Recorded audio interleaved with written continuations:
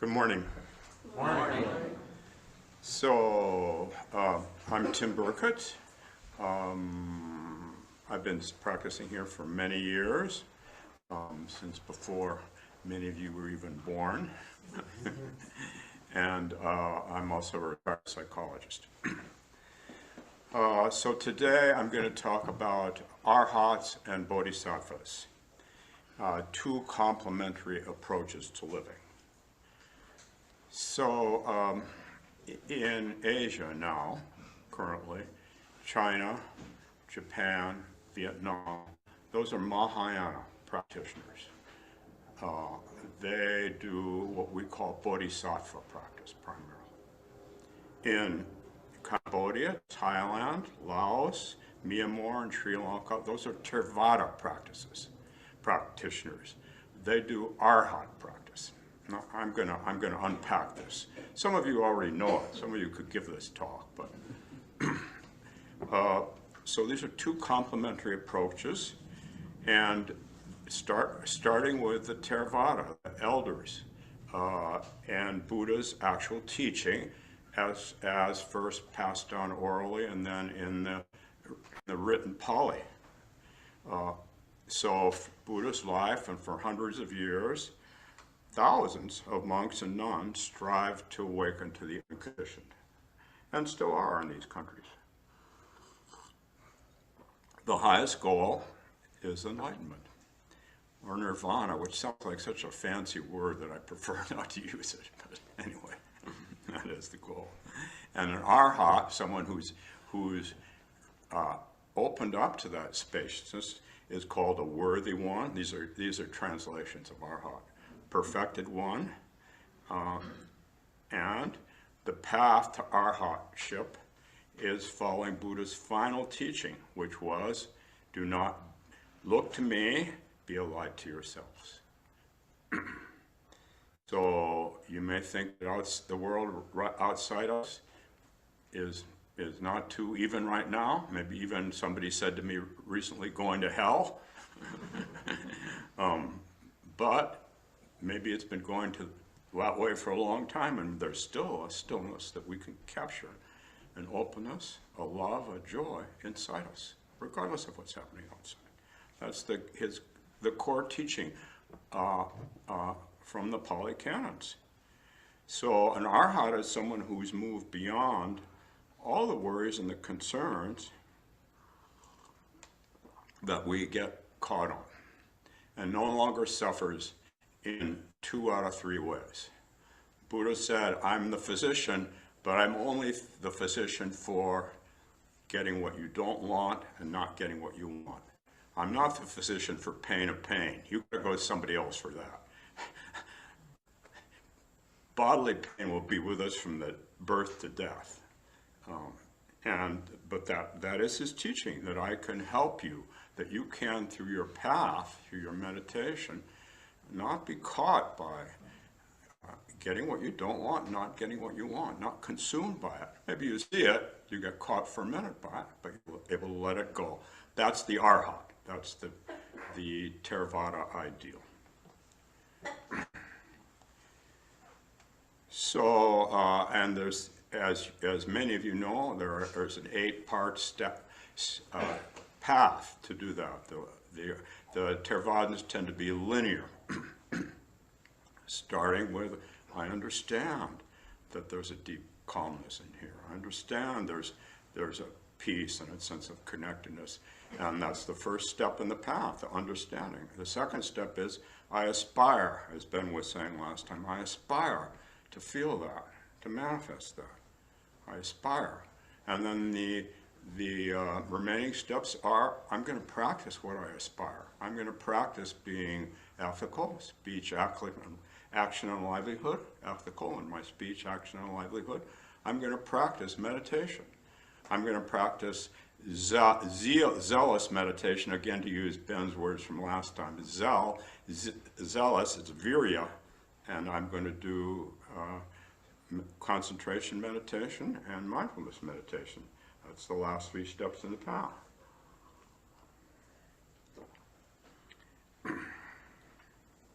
And that way I'm going to transform my initial trust that I can do this into wisdom, so that it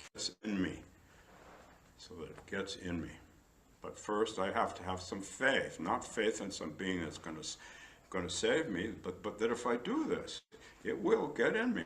It will get in me.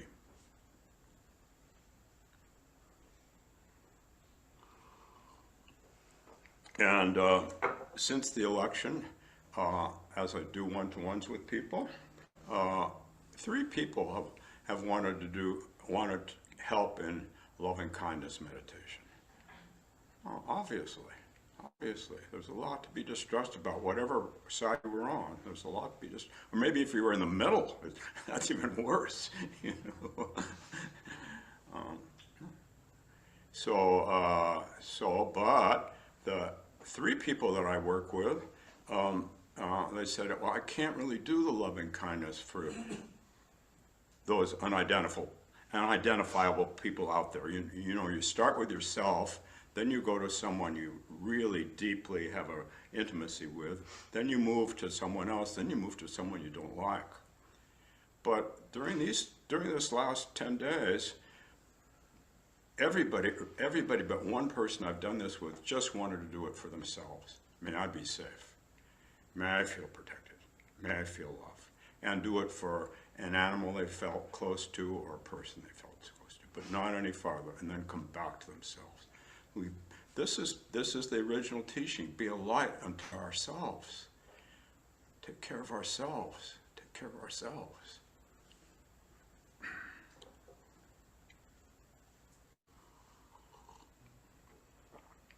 So the shamatha, 2 forms of meditation in the Theravada tradition and the elders tradition are shamatha and vipassana. Shamatha are calming techniques like loving kindness, repeating mantras to yourself, deep breathing, even things like lying down and just doing body scan in a gentle way.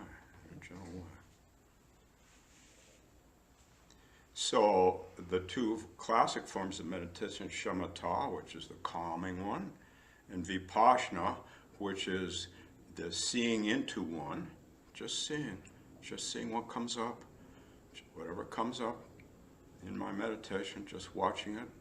Recognize, as Jack Kornfield started talking about this 20 years ago, RAIN, and I've talked about it too, recognizing what comes up, there it is, allowing it, and then if it keeps coming up 84 times, inquiring, what is this? Not intellectually inquiring with your heart mind, and nurturing it all, RAIN. That's a way of kind of unpacking vipassana.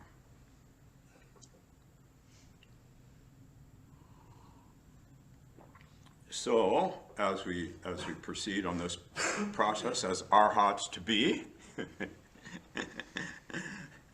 we're no longer caught by concepts. We become infused with wisdom. So, Shraddha, faith, is transformed into wisdom by exercising the 2 legs. The legs of ethical activity, speech, action, and livelihood, and the leg of meditation. And if we don't exercise both those legs, we fall over. If you're not ethical and you just meditate, you fall over. If you're ethical and you meditate. But we're going to fall over sometimes. This is not some perfection thing. You just keep doing it. And of course, in the Arhat tradition, you do it for a few lifetimes. Now, some of us don't even necessarily believe in reincarnation, but it is infused in Asian Buddhist culture. Infused in the culture.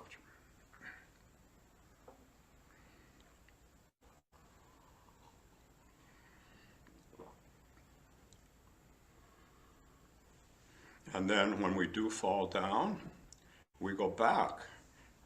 Or when our meditation dries up, or when we're kind of do something that we feel guilty about, treat someone in a way we feel guilty about, and we go back and try to find that aspiration, that inspiration again, renew it. If we can't find it, we come back to the original understanding that we're all connected. And the stillness that comes from this interconnectedness is always here for us. And so my example for today is an example I've given probably 30 times, although not at all in the last 4 years, so looking at you in the audience. So I was, years ago, I was getting ready to go to Japan to practice Zen because in San Francisco, where I'm from, we didn't have enough meditation. This was a long time ago. And I wanted more meditation. More meditation, because I didn't think I was an Arhat, but in a way I was. I wanted more meditation. And so I was searching out all the Japanese places in Japan I could go. I searched, and I even thought about it in my meditation. You know, when we sit down and face that wall, all of a sudden nothing to distract us except our own minds. So we think we're maybe doing poor meditation, but no, you just have no distraction, so you just let them come. Anyway, that kept coming up. Where do I find the best place? Or this place isn't good, this place isn't good. And then I was having breakfast with my teacher, and I started talking to him about it. And this had been going on for a month, I think. I started talking to him about it, and he pointed to the pottery on the ledge in the dining kitchen area. It was Raku pottery. And he said, if I find Raku is, each one is different. Its own drip, its own cracks, its own color. He said, if I try to find the best one, I will not appreciate any of them. That's what he said to me. And so I didn't go to Japan. I stayed with him. You know. But that was helpful to me because I had gotten out of balance. I wasn't really exercising the legs of ethical behavior in meditation. And it happens to all of us. That's why having a mentor can be helpful.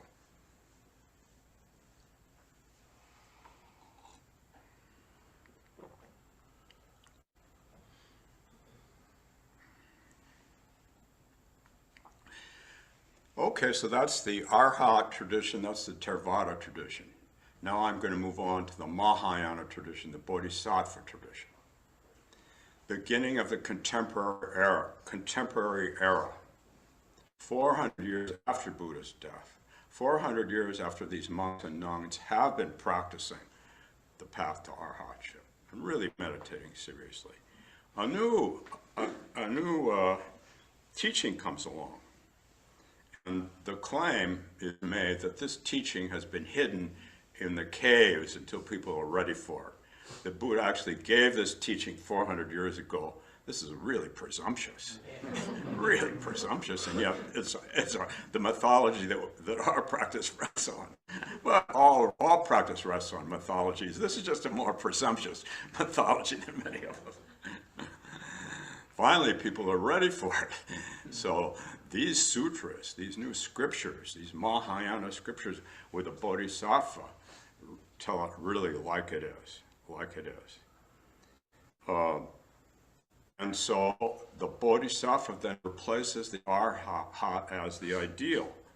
And there are, I think I'm listing 3 or 4 ways. 3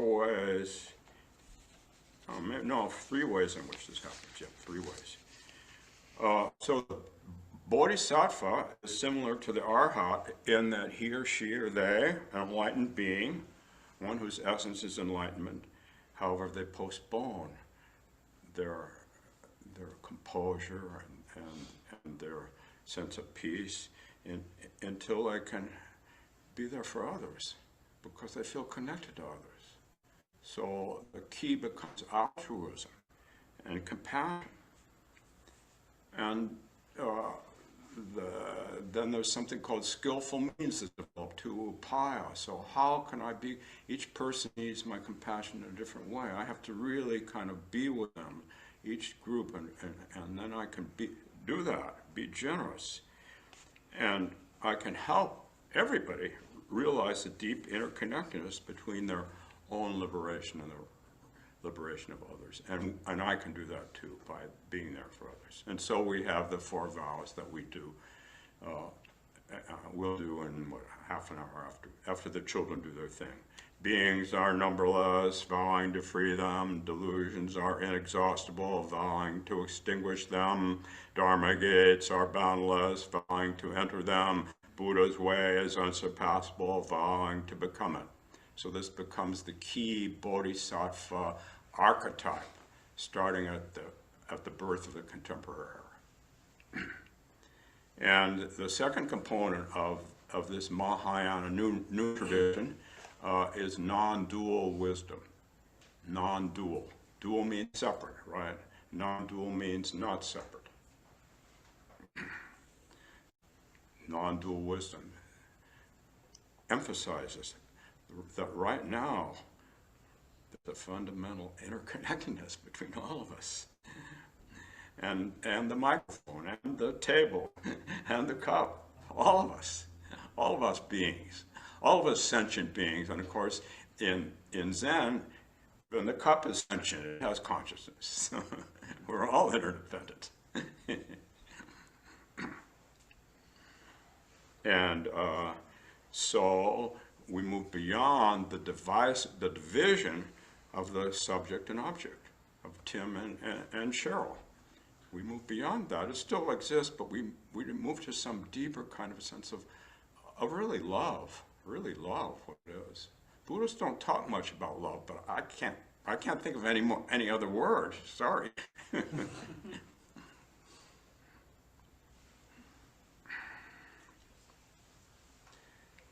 So this is right here, right now. We don't have to follow an Arhat path for 30 years or 30 incarnations. It's right here, right now.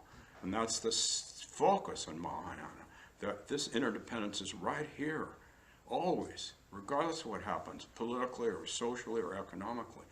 And we can be with others. We can support them. We don't have to give in to their point of view, but we can really support them so they feel connected to us as well.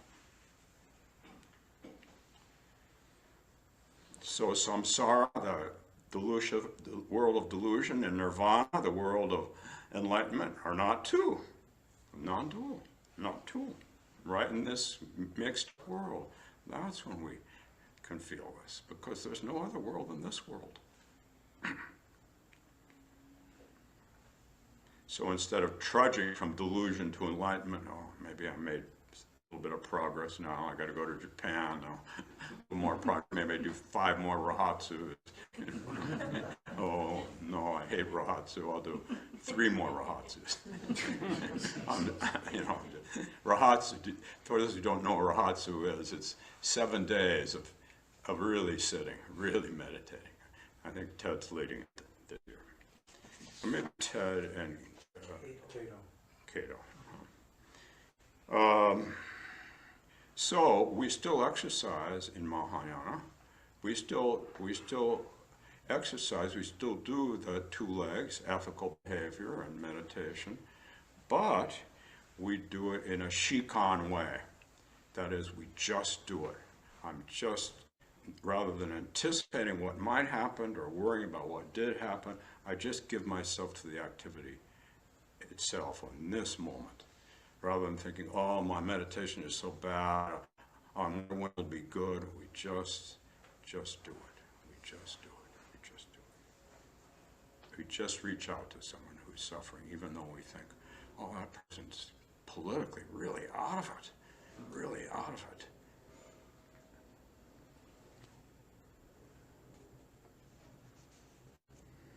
So we don't get caught by dualistic terms. This is the Bodhisattva ideal.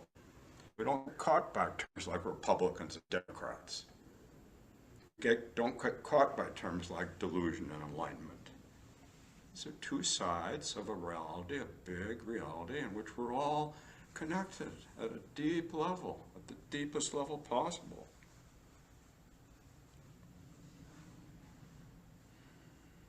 And we can embody this. We can get this in our body. Meditation is an embodying practice. And then we don't get caught by the separate fixed self so much, or even of the separate fixed anything. This computer could break down at any minute. I'm so absent-minded that I had a brand new computer in August and I left it on my car. I was hoping for a Bodhisattva to come along, but no Bodhisattva came along. Now I've got another brand new computer. Well, everything is moving, everything is changing, regardless of whether you're absent-minded or not. Can't count on anything, but you can count on the sense of connectedness and the love that comes from this sense of connectedness. When your mind calms down enough so you can feel it, it's there, but you don't feel it often because you're so caught by your thinking.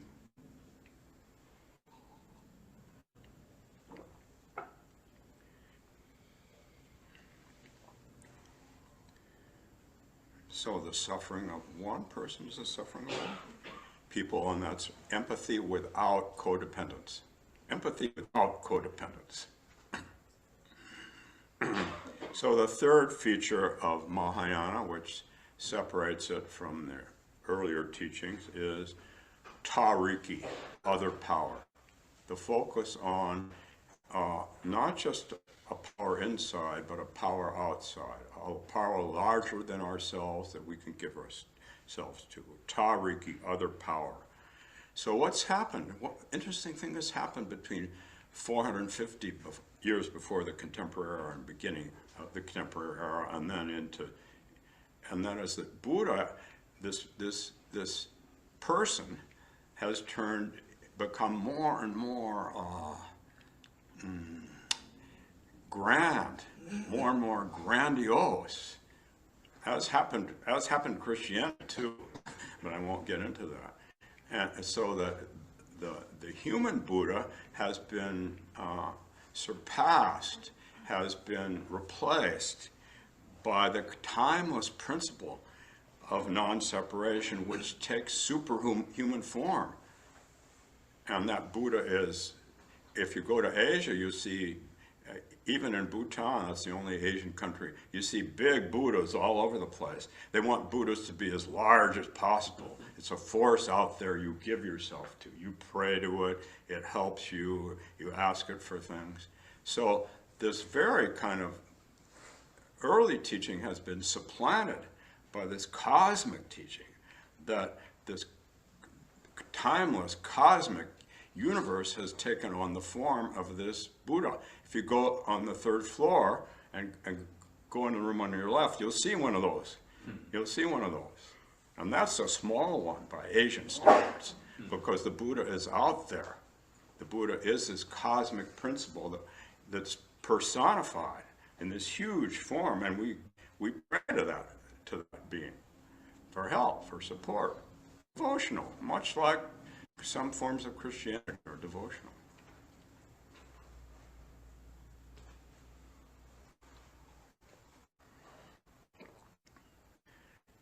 Omnipotent, omniscient, and we give ourselves to this omniscient power, this higher power, and that higher power guides us toward freedom from suffering. And when we do our chanting, we say all Buddhas, 10 directions, 3 worlds. We're calling on this myriad, thousands of hundreds of Buddhas who manifest themselves in this cosmic Buddha. So see, there's really an interesting change historically, which again does parallel an interesting thing happened in Christianity from the beginning to let's say medieval times. Oh, it was something humans do, right? It's interesting. It's interesting. So there are 4 main emissaries of this cosmic Buddha originally, and those are 4 main bodhisattvas, and lots of bodhisattvas, but the 4 main ones in the early teaching who are emanating the power of this sense of joyful connectedness are Manjusri, Bodhisattva, who has the sword, and he cuts off the mind road. Wherever your mind road is leading you, he cuts it off, cuts it off, cuts it off. And despair after the election, elation after the election, cuts it off, cuts it off, cuts it off. Democrat, Republican, cuts it off, cuts it off, cuts it off. Whatever duality you get caught by. Or my teacher with the cups, you know, cut off my, I want this, I need this, I can do this. I've always done everything. I can do this, but I need the right place. And then I got OCD about it. So Manjushri is the first one. Avalokiteshvara, Bodhisattva of compassion, the second one, who turns into Kuan Yin in China, changes gender from male to female, as I was talking about two or three or four people yesterday. And then Kanzeon in Japan, still female, just a translation of the same word, the same characters as, so it changes from male to female. Interesting. And there's a cult of Kanzeon, at least there used to be in Japan. I'm not using that word negatively. A cult can be something really cool too, you know, you can really negative, but no, a cult, a group of people who gather around and worship Kanzeon and ask for her help and chant her name over and over and over again. It reminds me of the cult of Mary in Mexico in the Catholic Church. It's not Jesus, it's Mary. This is always a woman. It's always a woman. Well, why do you think? Because women are the nurturers. Women are the nurturers. We came out of women, we're part of women, and they're the nurturers. So of course, if there were a cult, either Buddhist or Christian, it would be feminine.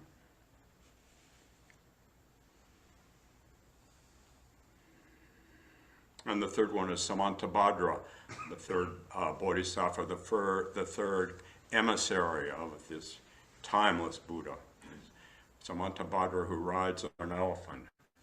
Bodhisattva of that great activity. The elephant who just keeps going. The elephants I saw in India, they just keep going. Everybody backs off and they keep going. They're great activity. The first Samantabhadra I experienced in my life was Thich Nhat Hanh. I'm an old guy. The war was raging when I was young, the Vietnam War.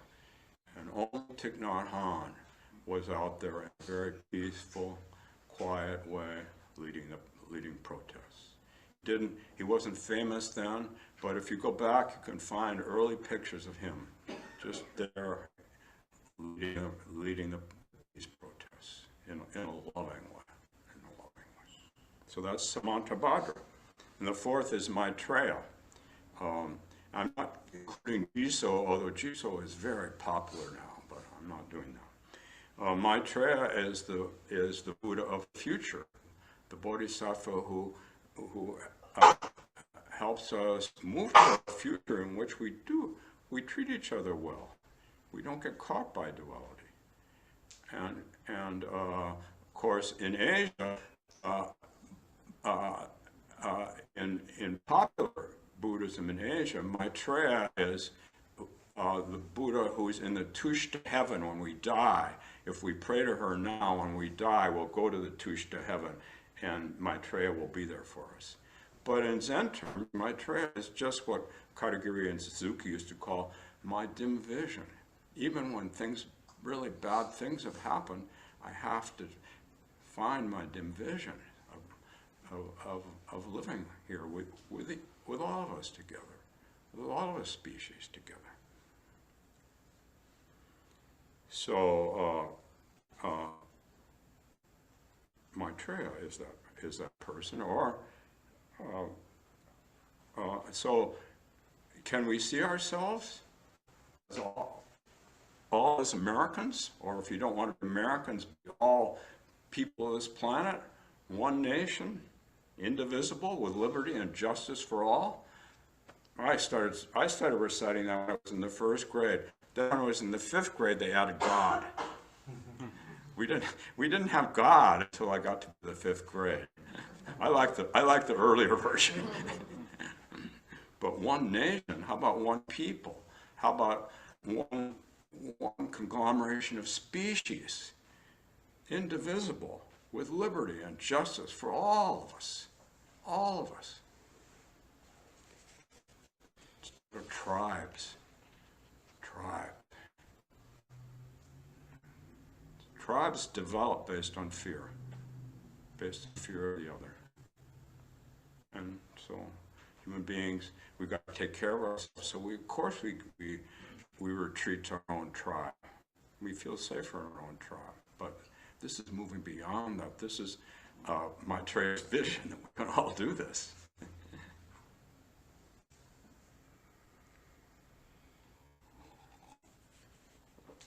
So, Zen then goes a step farther and says that timeless force really manifests itself in all forms. That Buddha principle is there in all forms. So the student asks the teacher, what is Buddha? Buddha says 3 pounds of flax. Why flax? I don't know, 3 pounds of flax. Another student asks teacher, what is Buddha? And the teacher says the oak tree in the garden. And then the third one, there are lots of them, but the third one is, what is Buddha? The shit wiping stick, Buddha. So there are lots and lots of stories about that. So let's come back to these two groups, the Theravada and the Mahayana group. The Theravada, the elders who practice the Arhat way, and the Mahayana, who practice the Bodhisattva way, the upstarts who actually became more prominent. Many more Mahayana, if you think of all Japan, of course in China, but still, there are more. And then, of course, we also have the third vehicle, Tibet, but I don't have time to do that today. So now here's the riposte from the Theravadins to the Mahayanas. Riposte or riposte, or whatever, however you pronounce it. I don't know how to pronounce it.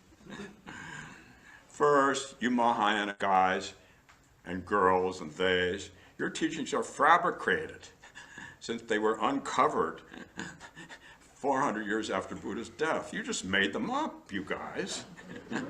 We didn't make our teachings up. Our teachings are the real deal. Secondly, you guys are so focused on this other power and this Buddha force that you forgot about liberating yourselves. We have to liberate ourselves so that we can help others do the same. So Mahayana's focus from their point of view is out of balance. Light to ourselves first. Third, critique. They said, we have a practical approach which emphasizes both ethical behavior as laid out in the path and a second leg with its two-part calming meditation and insight meditation. And you don't even pay attention to the calming meditation, Mahayanas. And the reason Mahayanas don't is that the Mahayanas say, you just settle into the interdependence that's here and now. Don't try to get something. But the Theravada don't like that. And I'm not taking sides, although I am a Zen teacher, so I'm on one side, but I'm really on all sides.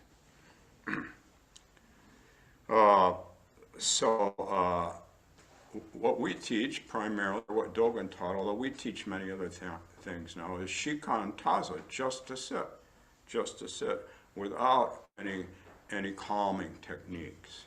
And a Tibetan teacher once said to me, why do you teach Shikan Taza to beginners? This only should be for very advanced people. We call it Dobjen, for very advanced people. You need to help people with a shamatha first. Of course, we do that here. We do that here because we're not exactly cultures to mix metaphors.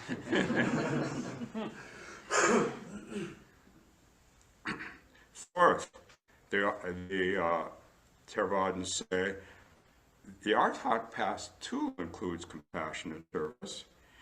They emphasize generosity. Why do you have to just make a whole religion out of this? Just don't be part of it, Mahayana people. So, having said all that, Zen is a Jiriki practice. It's the only Jiriki practice within Mahayana. Ji meaning self, Riki meaning power.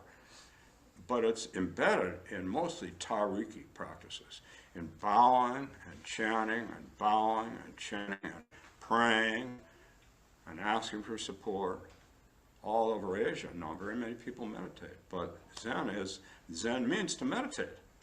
So it is a self-power right in the middle of all this other power stuff. And we do both and practice. We have both here. So when I first, I have 3 minutes till Mark comes in. Okay, I can do it. I'll speed up. I will go more slowly, and speed up as I go more slow. We're always trying to get something, right? Me too. Get to the end of the talk. So, Alan Watts was a very early teacher of Zen. Some of you may have even read his books and heard him.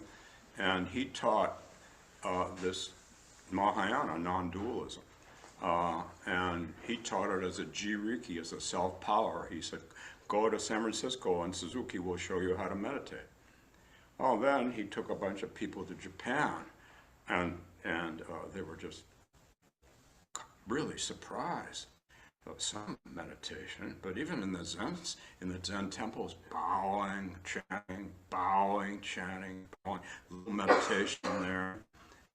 And one of these people, according to Alan Watts was a storyteller and probably a prevaricator, I don't know. But according to Alan Watts, he went to a temple with some American, some New Yorker, and the New Yorker said to the teacher, seeing the teacher do all these obeisances to the floor and all this chanting, he said,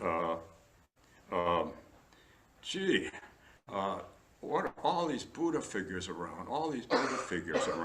What are you doing? I could just spit on these. And the teacher said, okay, I bows, you spits. Okay, I bows, you spits. Non-dual. Do you understand? Do you really understand? Non-dual.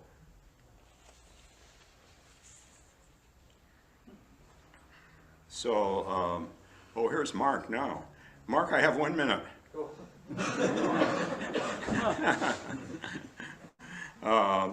So when I took over Zen Center as a guiding teacher here about 24 years ago,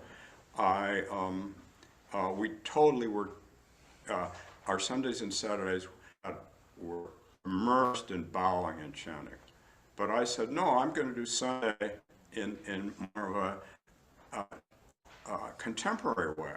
So if you come on Saturday, you'll enjoy and participate in lots of Tariki, other power activities. Sunday I said there no bowing. Now I notice some of you can't let go of bowing, and I even can't let go of it. At the end I'm going to bow, but I wanted to open things up, to come back to the heart of it. So my time's up now, but I just want to mention what my teacher said. He said we do a Theravada Arhat practice, the Mahayana Bodhisattva attitude. We do a Theravada Arhat practice, the Mahayana Bodhisattva attitude. Now I'm going to turn things over to Mark. We have a wonderful little event today. The children are coming in, and they're going to do something to show us about Buddha's enlightenment, our own enlightenment. Bodhi Day, Enlightenment Day, is coming up in December 8th, and these kids are helping usher it in. So, thank you. Thank you, Jim. Hello, everybody. My name is Mark. Mark Turback. I'm very lucky that I get to be the person who helps coordinate our children's program, and I get to work with these really cool young people that you'll see here. We've been working together the past 6 weeks doing all sorts of fun things, and we thought, man, there's a good opportunity to come down and chat with the adults a little bit and teach them about an upcoming holiday that we all can recognize and we can all celebrate in our own home. And that day is Bodhi Day. Buddha's Enlightenment Day, celebrated on Sunday, December 8th. So with that, I think we'll take it over to our special speakers to tell us a little bit more about Bodhi Day. Bodhi Day is an important day for the people who celebrate the day. Bodhi Day is an important day for people to celebrate the day when the Buddha discovered how to end suffering. To understand Bodhi Day, it is helpful to know a bit about Buddha himself. The Buddha was born a prince in India over 2,500 years ago. Even though he had everything he could want, the Buddha saw a lot of suffering in the world and felt that there had to be a way to find peace. So the Buddha left his palace. He went on a long journey to find out the truth about suffering. After 6 years, the Buddha finally found the middle way. He decided to sit under the Bodhi tree until he discovered the answers to his questions. The Buddha meditated under the Bodhi tree for 6 days without moving. At the beginning of the 7th day, the morning star appeared in the sky.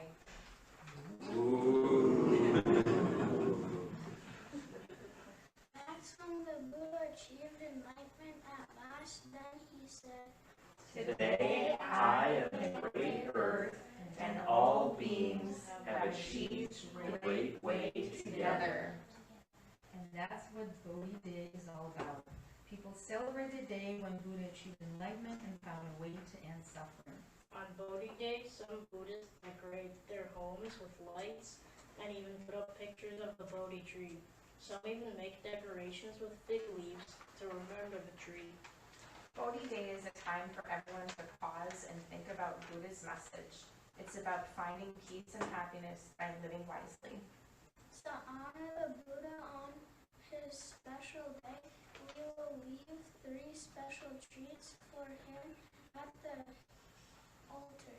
We have 1 red cup filled with honey water, 1 red cup filled with tea, and 1 small plate with sweet treats.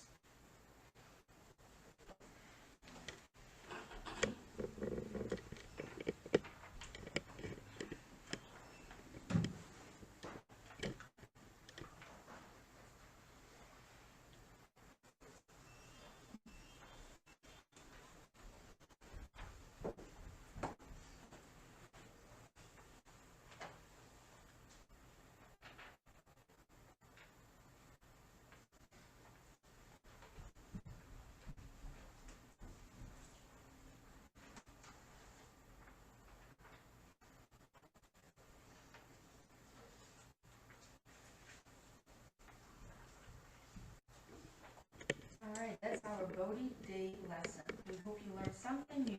Maybe you'll even try celebrating it in your own way, by meditating or just spending some quiet time being thankful. Thank you for listening. Happy Bodhi Day.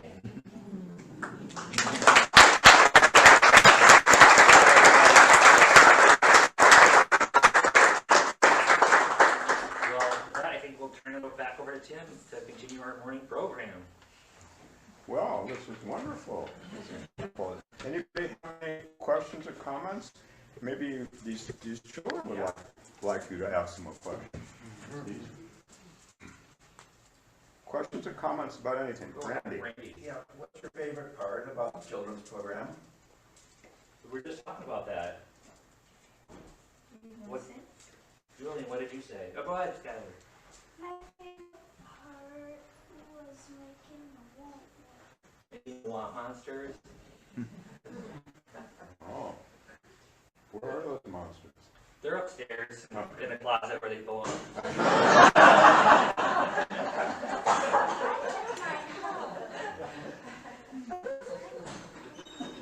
Anybody else have a question?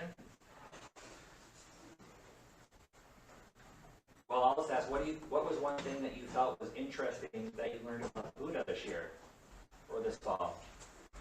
Skylar, you want to say something again?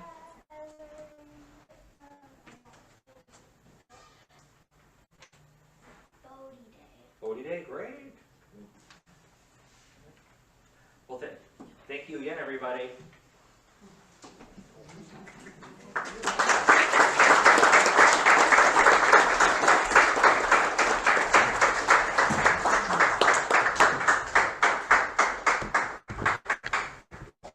We have about 10 minutes for questions or comments from anyone about anything. I realize I went through a lot of material, but I try to keep it simple. Could you follow me?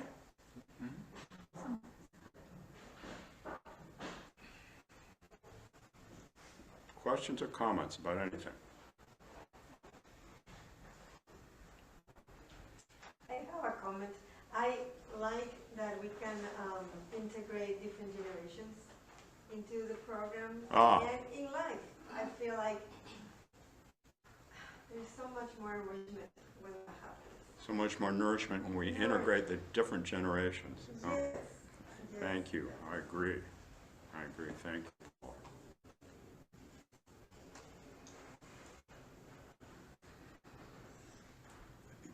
Oh, okay. Someone online? I don't, Let's see. there's nobody asking, but see if anybody else. I forget about you guys there.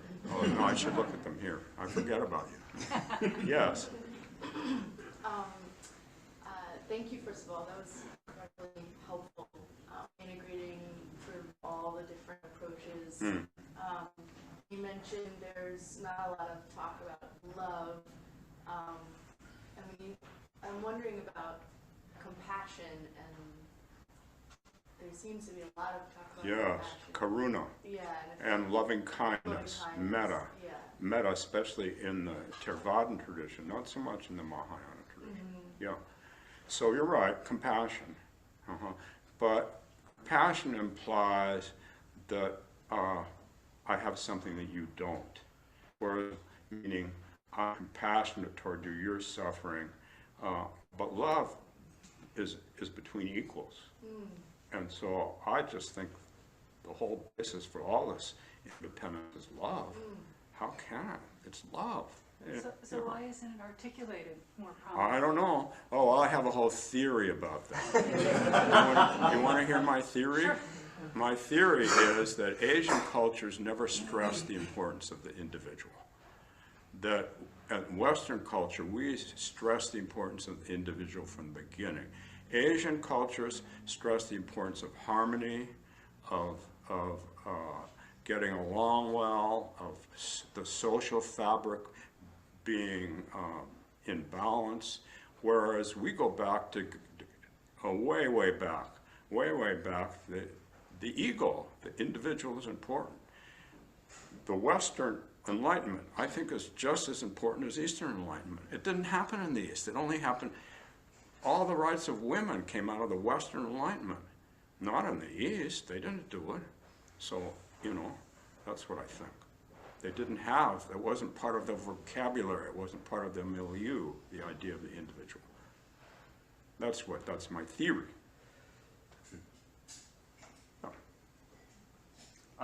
When you were studying in San Francisco, was the Zen place that you were at, was it more geared to like the Soto branch or the Nichiren branch? Oh, it's totally Soto.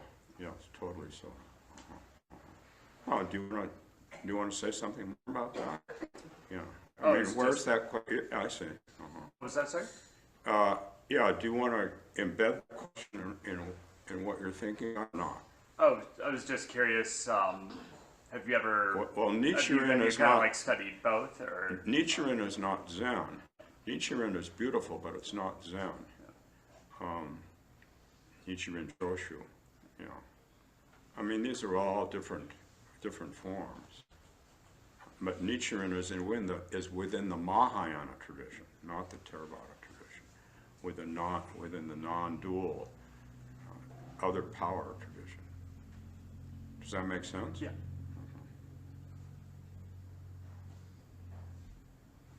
Other people? We have a little bit of time.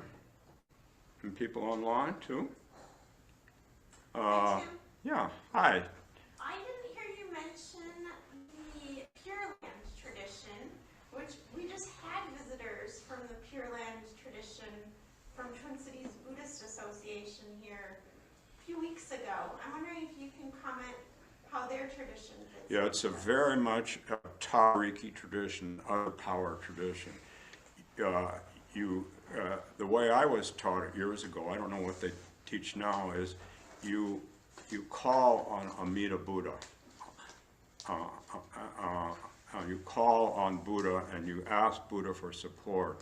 And just by repeating the name of Buddha, Namo Amida Butsu, Namo Amida Butsu, if you do that fervently, if you do that wholeheartedly, you feel a sense of interconnectedness and a sense of love and a sense of joy.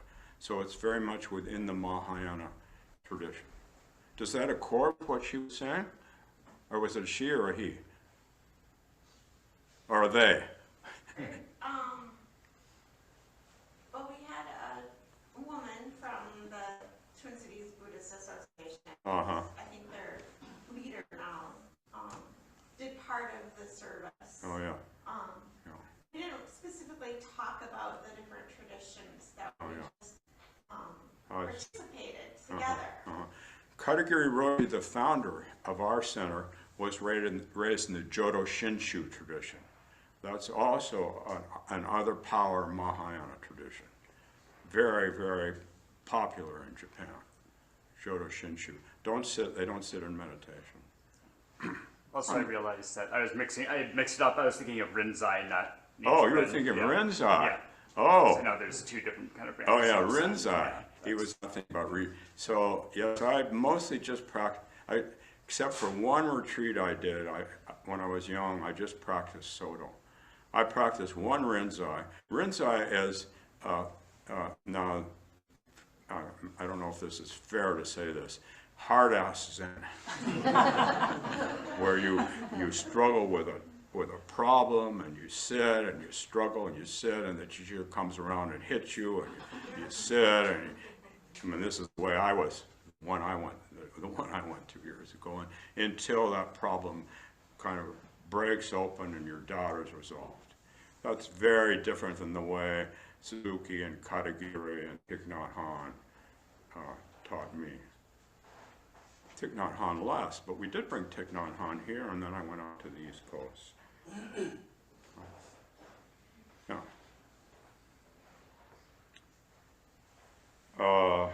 One more, either in the room or online. Online people? Yes. It's Davey here. Oh, hi, Davey. So I just want to put a plug in for the Diamond Sutra, given your talk today. For the what sutra? The Diamond. The Diamond Sutra. Okay, talk about the Diamond Sutra. Well, I think the Diamond Sutra is very reassuring about the Bodhisattva path. I think the Diamond Sutra is very reassuring relative to the Bodhisattva path. Okay, good, thank you. So the Diamond Sutra is a Mahayana Sutra, and it really continually emphasizes the fact that we don't have to go anywhere. We're already here. If we just settle into being, that's fine. And it does it in a multitude of ways, over and over. Interesting.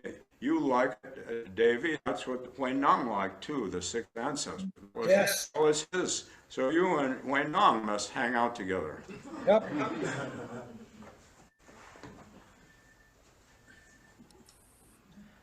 Well, I think that time's up, and it's wonderful to be with you.